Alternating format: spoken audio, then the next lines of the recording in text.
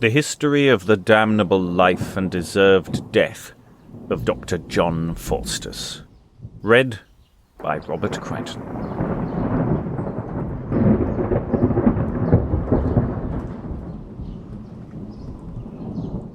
Chapter 21. How Dr. Faustus was carried through the air up to the heavens to see the whole world, and how the sky and planets ruled. After the which he wrote a letter to his friend of the same to Leipzig, and how he went about the world in 8 days. This letter was found by a freeman and citizen of Wittenberg, written with his own hand, and sent to his friend at Leipzig, a physician, named Jonas Victor, the contents of which were as followeth. Amongst other things, my loving friend and brother, I remember yet the former friendship had together when we were schoolfellows and students in the University at Wittenberg, whereas you first studied physic, astronomy, astrology, geometry, and cosmography. I, to the contrary, you know, studied divinity. Notwithstanding now in any of your own studies, I am persuaded, further than yourself. For since I began, I have never erred. For, light I speak it without affecting my own praise, my calendars and other practices have not only the commendations of the common sort, but also of the chiefest lords and nobles of this our Dutch nation, because, which is chiefly to be noted, I write and presage of matters to come, which all accord and fall out so right, as if they had been already seen before. And for that, my beloved Victor, you write to know my voyage which I made unto the heavens, the which, as you certify me, you have had some suspicion of, although you partly persuaded yourself that it is a thing impossible. No matter for that. It is as it is, and let it be as it will. Once it was done in such matter as now according unto your request, I give you here to understand. I, being once laid on my bed, and could not sleep for thinking on my calendar and practice, I marvelled with myself how it were possible that the firmament should be known and so largely written of men, or whether they write true or false by their own opinions or suppositions, or by due observations and true course of the heavens. Behold, I thought my house should have been blown down, so that all my doors and chests flew open, whereat I was not a little astonied.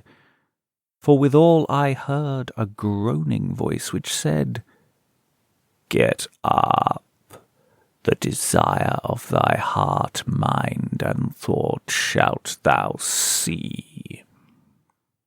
At the which I answered, What my heart desireth, that would I fain see, and to make proof, if I shall see, I will away with thee. Why then, quoth he, look out at thy window, there cometh a messenger for thee. That I did. And behold, there stood a waggon with 2 dragons before it to draw the same, and all the waggon was of a light burning. And for that the moon shone, I was the willinger at that time to depart, but the voice spake again, Stir up, and let us away. I will, said I, go with thee, but upon this condition, that I may ask after all things that I see, hear, or think on. The voice answered, I am content for this time. Hereupon I got me into the waggon, so that the dragons carried me upright into the air.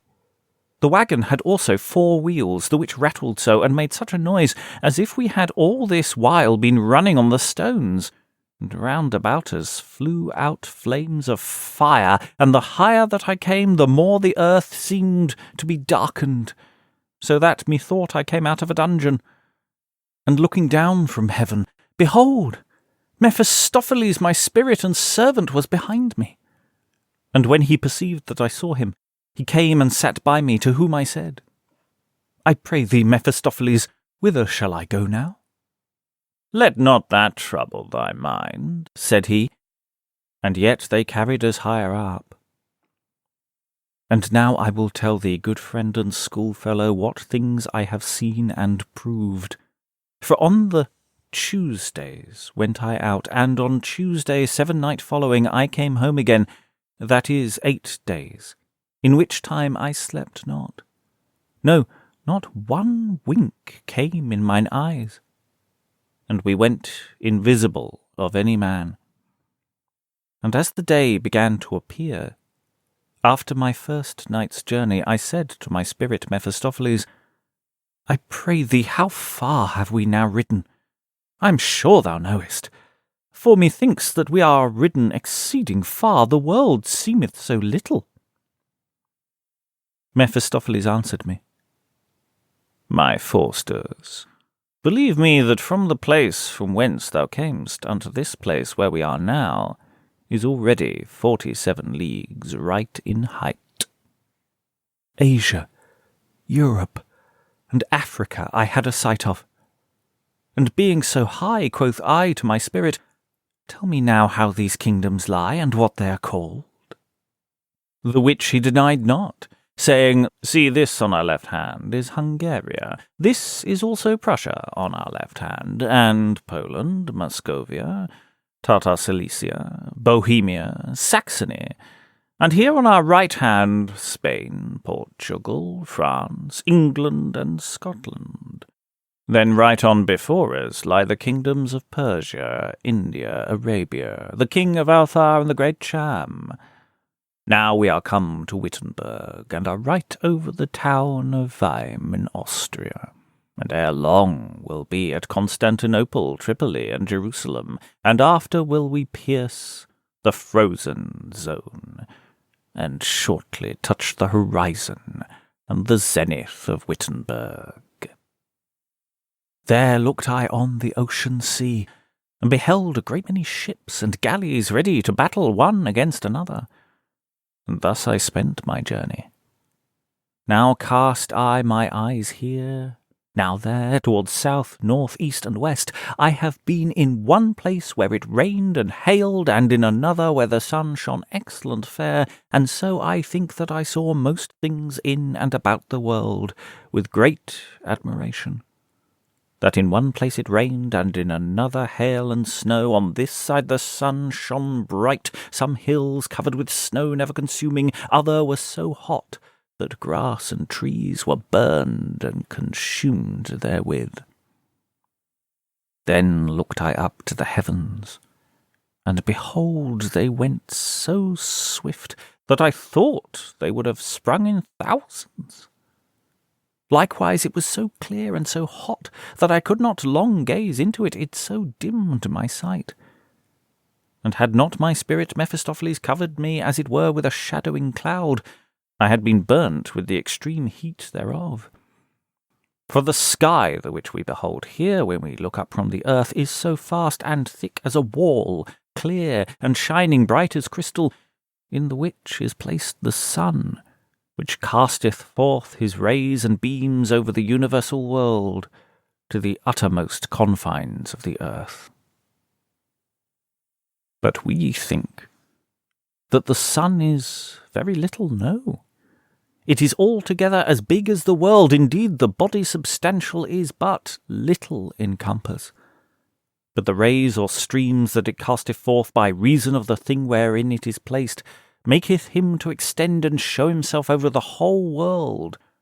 And we think that the sun runneth his course, and that the heavens stand still. No, it is the heavens that move his course, and the sun abideth perpetually in his place. He is permanent and fixed in his place, and although we see him beginning to ascend in the orient or east, at the highest in the meridian or south, setting in the occident or west, yet is he at the lowest in septentrion or north, and yet he moveth not.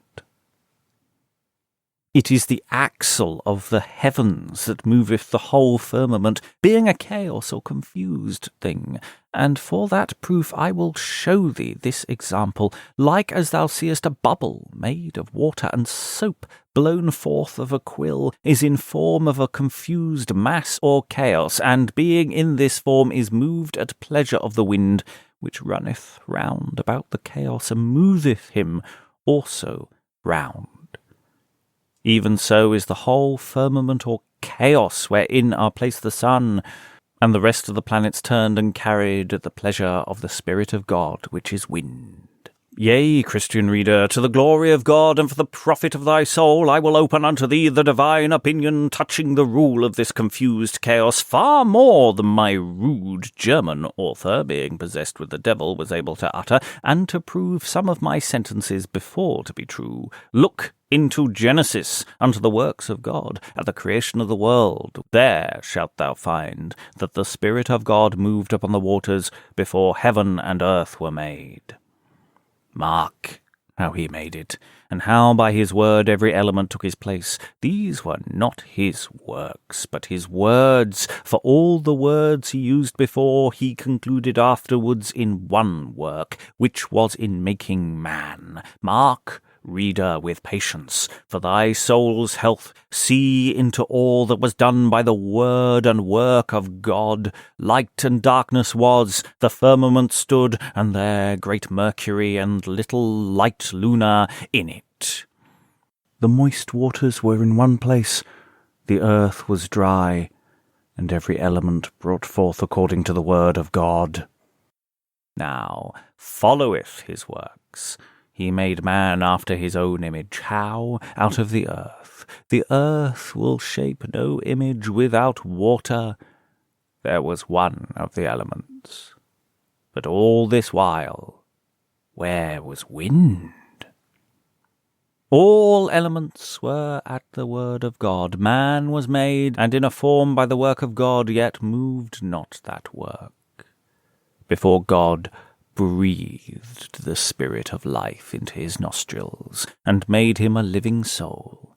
Here was the first wind and spirit of God out of his own mouth, which we have likewise from the same seed, which was only planted by God in Adam, which wind, breath, or spirit, when he had received, he was living and moving on earth, for it was ordained of God for his habitation. But the heavens are the habitation of the Lord.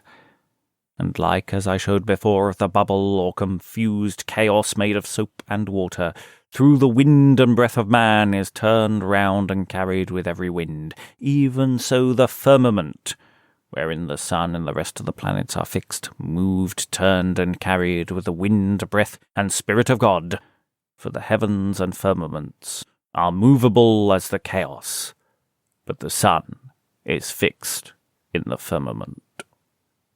And further, my good schoolfellow, I was thus nigh the heavens, where methought every planet was but as half the earth, and under the firmament ruled the spirits in the air.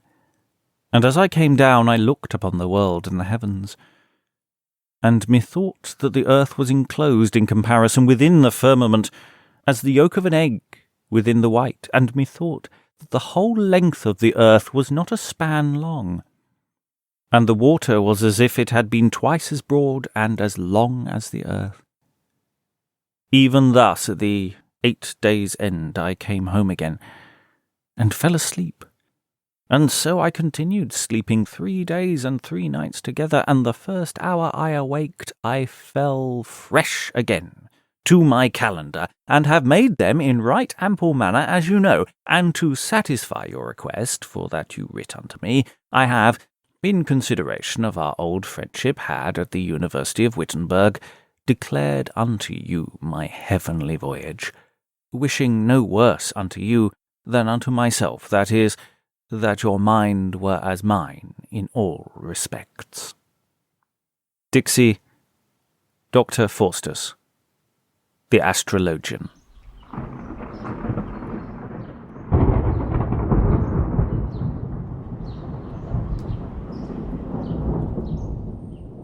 You've been listening to The History of the Damnable Life and Deserved Death of Dr. John Faustus, read by Robert Crighton. There is more from Faustus on our Patreon, where there are exclusive exploring sessions where we take a deep dive into the text, and early access to other chapters of the book.